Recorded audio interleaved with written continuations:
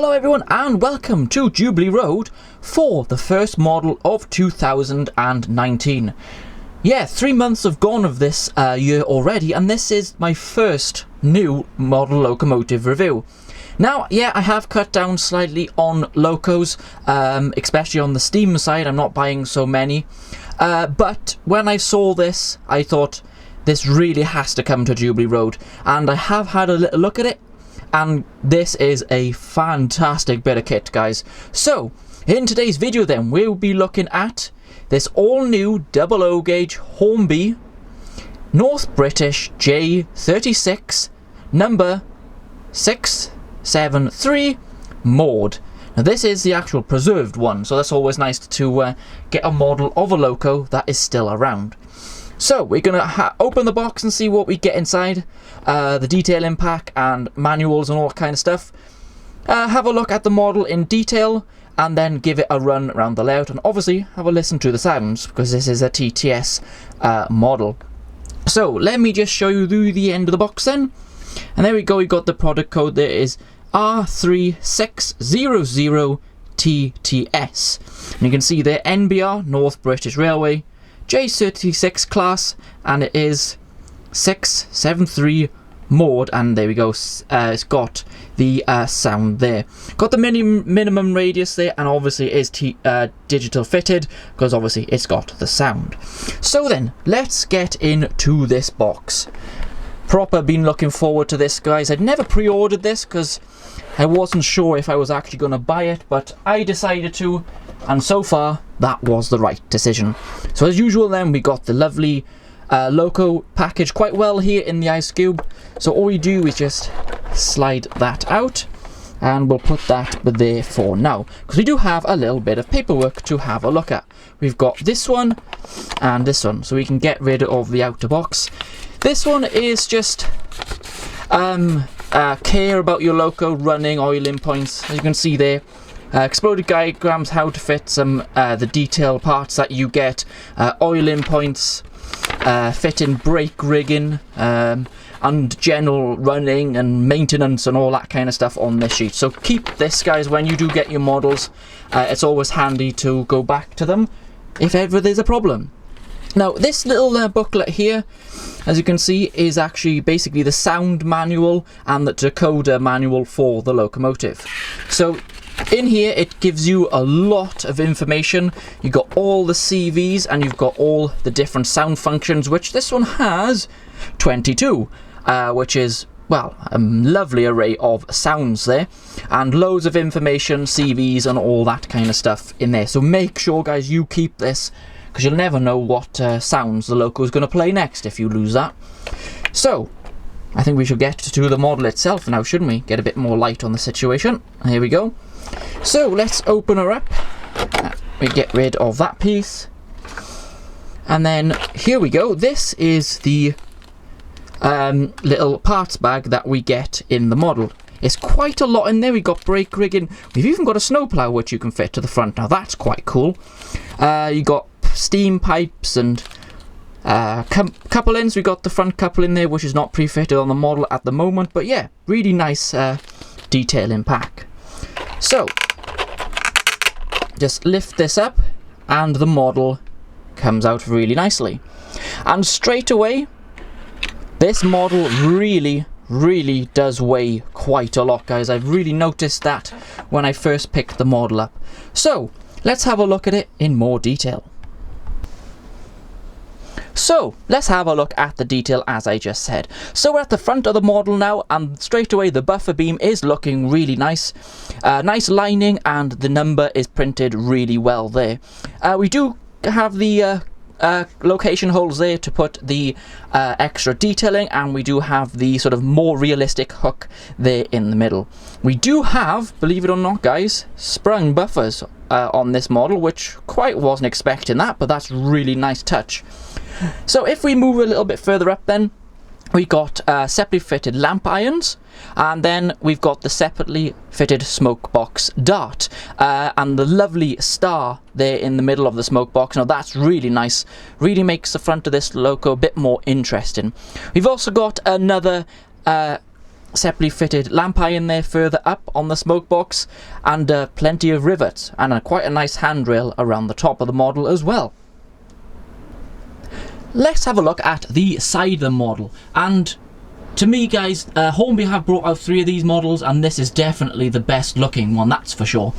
So straight away the lining really stands out on this model, because it's yellow, and it really, yeah, I'm really happy with it. Looks absolutely fantastic. You've got the name there on the middle wheel splasher, which is Maude. Very nicely printed there, and yeah, no problems with that. And now you can see a small representation of the inside motion, which you can just see under my thumb in between, well, the plates and underneath the boiler, just there painted in red. Now that's a lovely touch there, Hornby, really nicely done. The wheels and connecting rods then are really nicely done, not too shiny, because some models can be a little bit on the shiny side, but this one, no problems with that. We got other bits of detail. We do have some sort of, I think it's a valve or tap just here by my thumb, really nicely done, and the hand rails down the side of the boiler is also good. We do have a maker's plate. Now there is some kind of writing on it, but definitely can't see it with my eyes, that's for sure, but it is nice. We also do have the I believe that's the reverser just here. I believe that's a separately fitted metal part, which is nice. So if we move the model slightly this way, then we got the cab area, and we got another plate just here which does say the number of the model, and just above it you do have a letter, which I believe looks like the letter C. I think so, guys. If you know different, please let me know, but that's what it looks like to me. So let's go towards the tender then, which is really nice. We've got the steps up into the cab just here. We've got the cab side doors, which have lining on them, and the tender is so well done. The lining is added absolutely perfect all the way around the frames and around the tender body itself. And we got the North British there and the number, which is, as you know, 673, done absolutely fantastically. We have this lovely sort of handrail round the top of the tender, which is probably a guardrail, I would imagine. So if we turn the model a bit this way, we do have a plate just here which will rest between the loco and the tender. This model does have a close coupling system. You can see the bar there just above the wire. Now if you do close couple the tender to the loco, this plate here will rest on the tender. Now you can only do that if you have very nice curves on your track, which I don't. So if we move the model around then a little bit more, we come to the rear of the model. Again, we have sprung buffers, really like that. We got lovely lamp irons, handrails, another plate there which does have writing on it, and this end does have the pocket there and the slimline tension coupler, just really nice. So if we just spin the model around and have a quick look at this side of the loco, which is pretty much all the same, but again done to an absolutely fantastic high standard. So across the top of the model then, we do have some separately fitted parts. We have the safety valves, which are metal, which is really nice touch, and also we have the whistle, which is plastic. Actually, the plastic one looks really good. I've got no problems with that at all, and we do have some lovely separately fitted pipe work there as well. The glazing has done really well on the front of the model. You can see it just here, and the lining all the way around is pretty much perfect on this model. So far this model is looking really nice. So there is a reason why this model does weigh quite a bit. There's quite a bit of die cast. The boiler is die cast. The running plate here is also die cast. The only part that is plastic is the cab here. So that's why this model does weigh a lot, and well done Hornby for putting all that die cast into this model. Definitely makes the price a lot more worth it. Also, the model does come with a nice detailed cab. It's really nicely detailed. There's no painting on the gauges themselves. Now the reason for this is because the windows, as you can see at the just there, is actually one plastic piece, not two separate windows. So the gauges do sit behind that plastic, but as I gotta say, it is really well detailed. So the details of this model then are, well, pretty much flawless. I can't see anything that's broken. The lining all matches up. It's really well done. Now this loco does have the TTS sound in it, and you know my thoughts on the steam TTS sound. I think the diesel locos are fantastic, but the steam ones I've never been quite a fan of. When I heard this, that changed completely. You're going to see that in a minute. So now, what we are going to do is get the model up onto the layout itself and see how it performs straight out of the box, listen to the sounds, and send it round the layout for its first run. So, let's get it up to the layout. We are now up on the layout, so we can give the J36 its first run. A little bit harder than the last time I did reviews. As you can see, there's a lot more scenery being added here. And yeah, guys, I'm sorry, just ignore this, it still hasn't finished. Need to get around to that. So, this loco does have all-wheel pickups, so there is pickups on all wheels of this locomotive, which will help it running a lot. And the weight will really help it as well. I believe it has a 5-pole motor. It's extremely smooth, that I've seen with other people's models. So, what we're going to do is go down to the footbridge, as we always do in the reviews, and let's see how it performs. Now this will start off fairly slow, guys, so don't worry about that. It's because it's designed to increase speed with its sound. So, let's give the model a bit of juice, shall we say. Well, it's pretty responsive. Virtually no motor noise to speak of. I can't really hear it making any noise as it reverses down that way. So we'll just stop it there. This is running on 128 speed step with a Gauge Master controller. So, see a slight delay there before the loco sets off. That is to do with the sound function. But as you can see, as it's coming towards the camera, extremely smooth motor. Really, really impressed with this, guys, I've got to be honest. Speed it up just a little bit. We don't want to be here all day. But as you can see, absolutely nothing wrong with that running quality at all. It's not even hesitating, nothing. Really, really quite impressed with that. Just stop it by there and bring it back into shot. And just see the delay there. There we go. It can run pretty slow. I would imagine slow running will get better after you give the model its official run-in period, but yeah. As you can see, that loco is really, really quite nice. So, before we give it its run round, we can have a look at our digital sound manual just here. We have 22 sound functions for this loco. Now, I am not going to play them all, guys, because I don't want the reviews to be too long. Now, this sound decoder does come with a lot of whistles, which is always a good thing. So let's see how many we've got. We've got 1, 2, 3, 4, 5, 6, 7. I believe we got 8 different whistles programmed into this chip, and that's really, really quite impressive. Also, we've got the usual wheel slip, coal shoveling, safety valve, guards whistle, and all that kind of stuff. But what we're going to do, we're going to play the whistles today.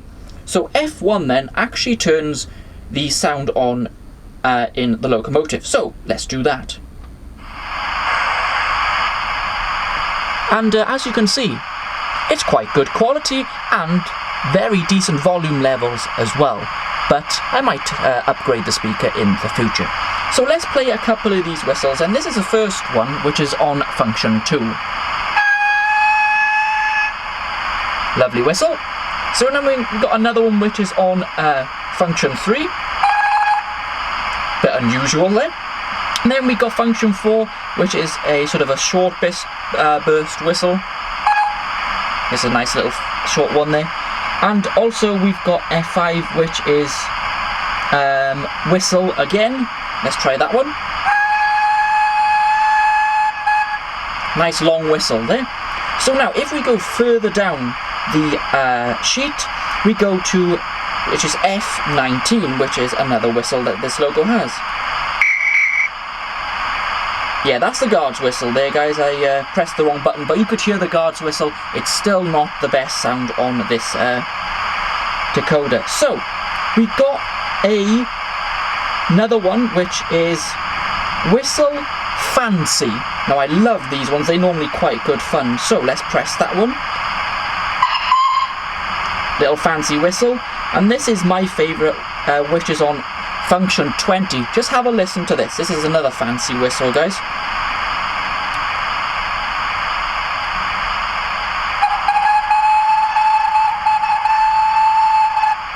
I gotta say, guys, that's probably my favourite whistle on any sound decoder I've ever had. And it's on a TTS one. Wow, that is so good. We're not going to play the other sounds, as I said. So, yeah, we won't get bored of the whistles. And that fancy one, I really, really do like that. So, let's just give it a quick run in reverse, and you can see how much better the sound is in this one compared to the other ones that Hornby previously released with Steam sounds. So, let's have a look.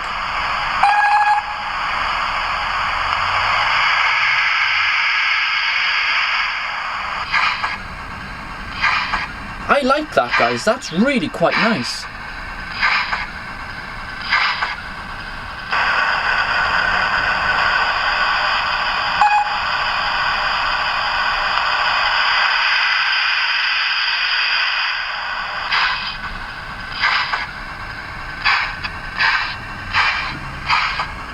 Yeah, the beat of this sound decoder is 10 times better than the older TTS Steam sounds.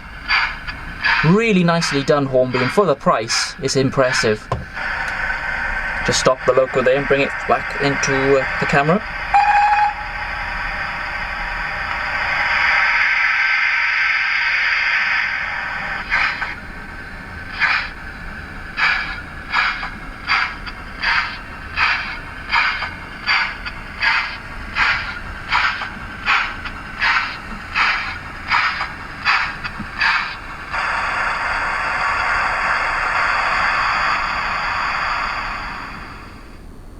So yeah, I've got to be honest, that is by far the best TTS Steam sound that I've heard. And I mean by a long way.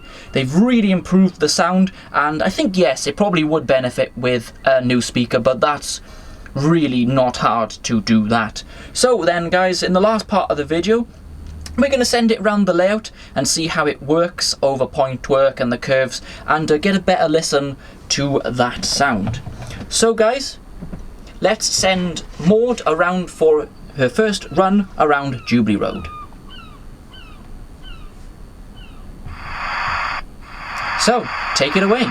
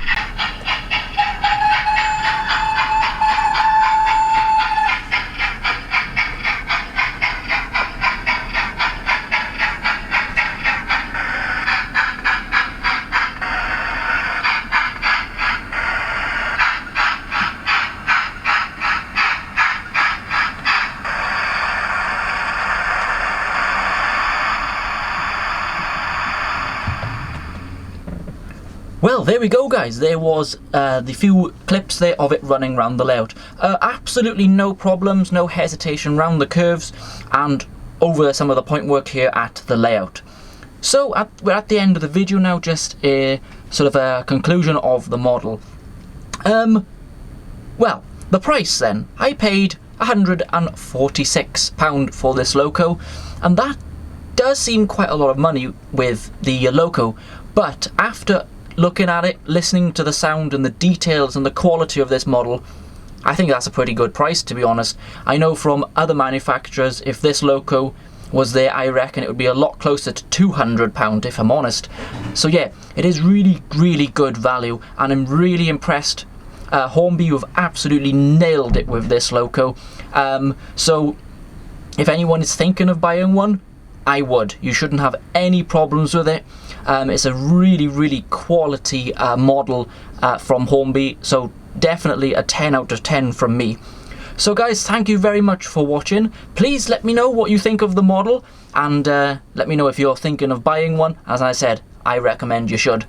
So I'll be back here at Jubilee Road or on location very soon. Bye everyone.